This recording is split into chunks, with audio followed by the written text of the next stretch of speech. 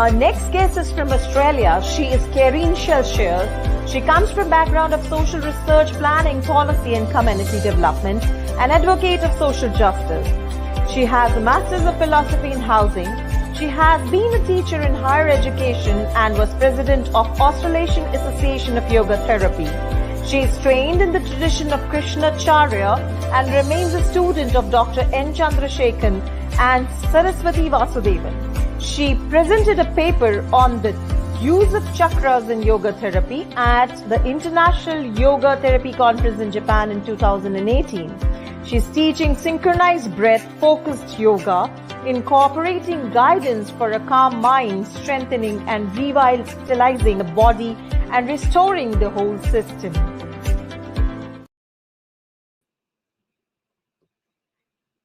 Greetings.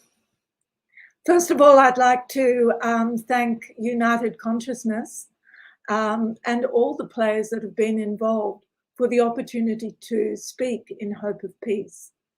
I have a PowerPoint presentation, and I'm wondering if that can come on. Thank you. My topic that I've been asked to speak about is eco-spirituality, reverence for nature as a spiritual pathway. Next slide, please. The first question is, what is eco-spirituality? And I must say I've used all my own photography, where you can see that I do have indeed a love of nature. Next slide, please. Eco-spirituality has been defined as a manifestation of the spiritual connection between human beings and the environment. Next.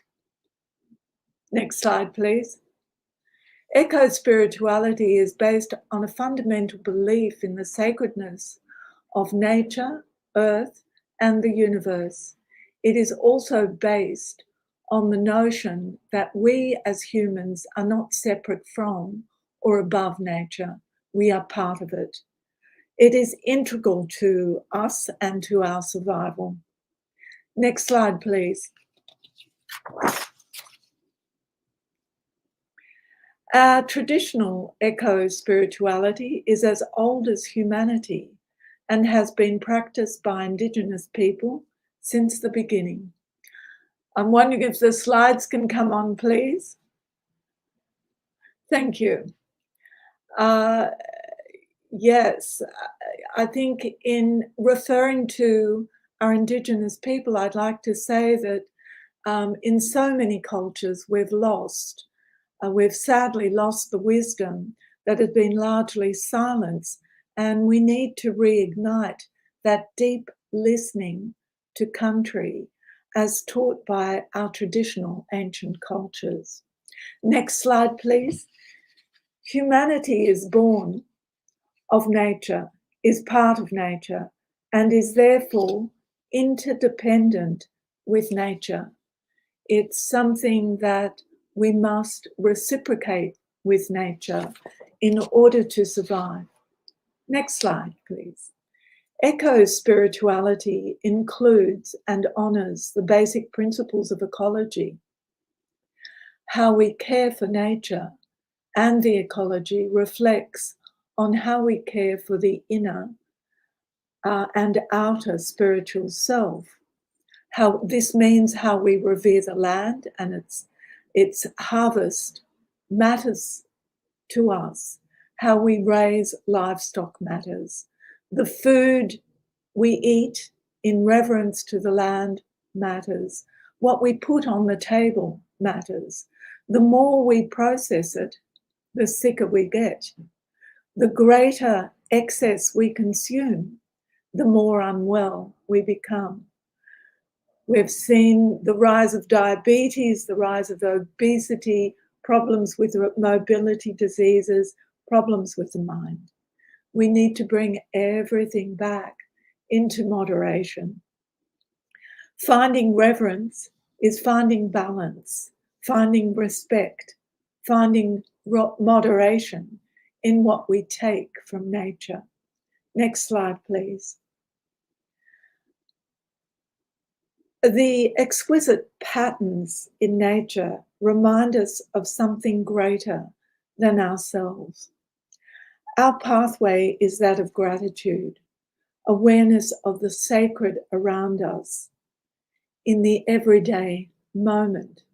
It's a matter of attuning our awareness to that sacredness that exists in nature around us.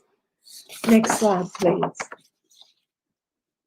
Like eco spirituality, yoga takes us on an evolutionary journey in search of wholeness, a homecoming to the nature of the true spiritual self. Next. Nature offers a means of reflection on the essence of self and the sacred. Observing nature offers a sense of wonderment in reflecting who we are. We have paradigms of understanding our different layers. The koshas outline the movement from gross to subtle, from annamaya, food, to pranamaya, breath, beyond the manomaya, mind, to vijnanamaya, the intelligence, the wisdom within the heart, and finally to the anandamaya, bliss. Each layer takes us deeper into the inner sanctum of our true selves. Nature simply is. It mirrors pure essence without the mind to impede it. It unravels the cyclical patterns of creation, of movement of prana through life, through death and regeneration, and the complete surrender to something greater. Nature is constantly teaching us wisdom. Next slide, please. At the gross level, the annamaya, we are made up of the 5 elements: earth, food, water, fire, sun, energy, air that we breathe, and space.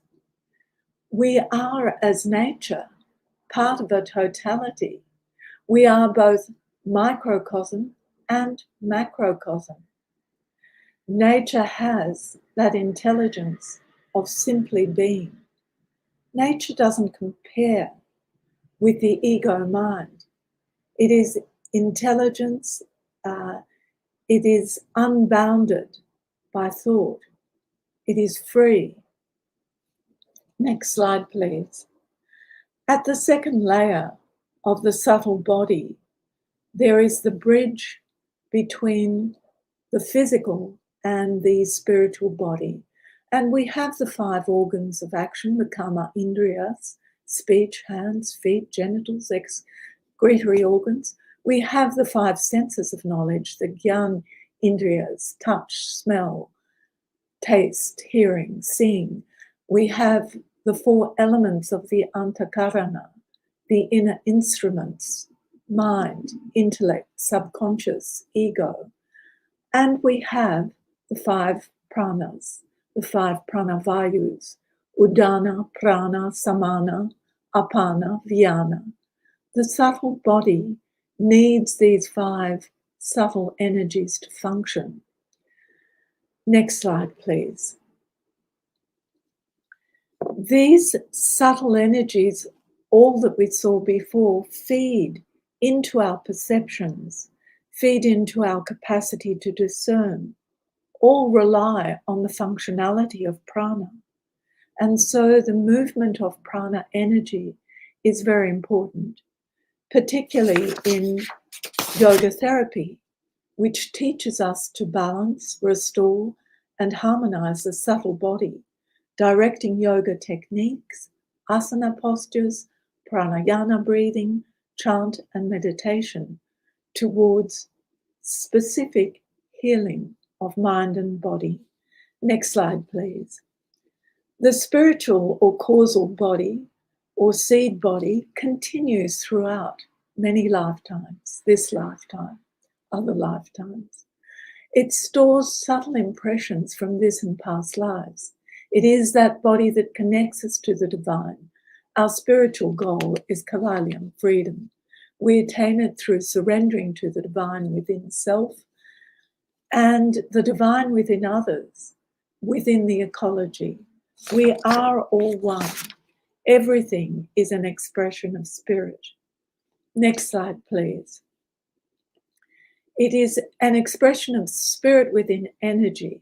The paradigm of the chakras leads us through that, the fields and wheels of energy with the 5 elements attached to each wheel. At the pinnacle is the crown, the Sahasrara, that connects the microcosm to the macrocosm.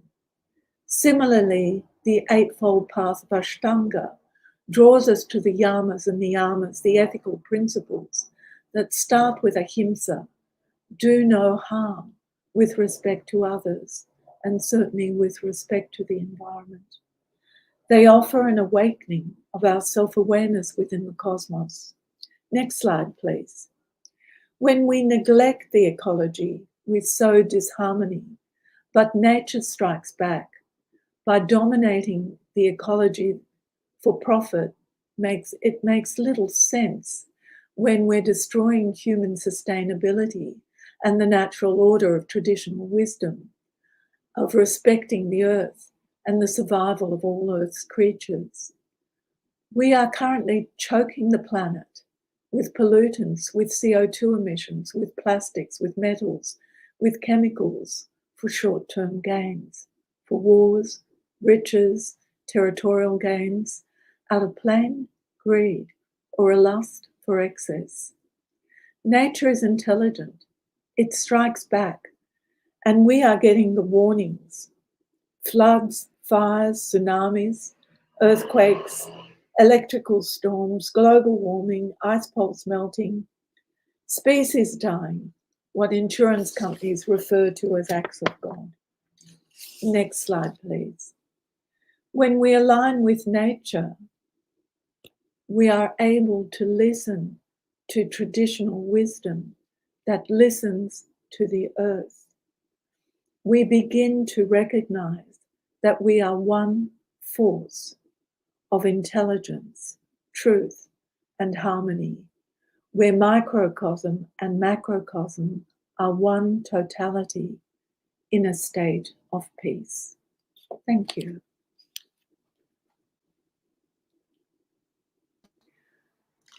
Thank you very much, respected Karine ji. I think in such a less time, you took us to a complete journey of all Sanatan Dharma principles. It is so comprehensive, as you rightly mentioned, that we are a part of the nature, we live in nature, and we go back to nature. And this is what you rightly mentioned. Indigenous people have been living for centuries and years. You took us a journey into 5 koshas, 5 elements, sense organs, 5 action organs, antahakarana, 5 prana, 7 chakra, 8 limbs of yoga. It was so comprehensive that I'm sure that people who are watching it, they would like to listen it again and again, because the beautiful way you have weaved it with the concept of eco-spirituality. And rightly said, like I just now mispronounce it as ego spirituality. So I'm sure that your talk will bring us from ego spirituality to eco spirituality, that we all are one force of intelligence and truth and love.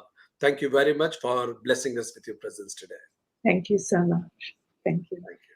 On behalf of United Consciousness, I thank Ms. Karine Shellshear for coming onto the platform of United Consciousness. Thank you so much.